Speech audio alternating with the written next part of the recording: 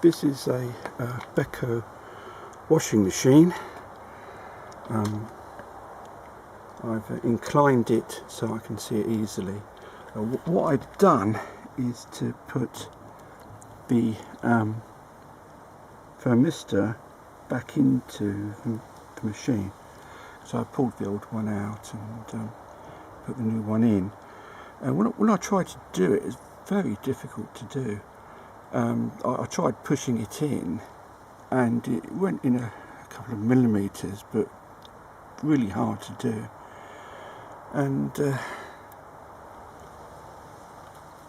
what I then did, stroke of genius, I sprayed WD-40 on it and into the hole as well, and it went in as easy as pie.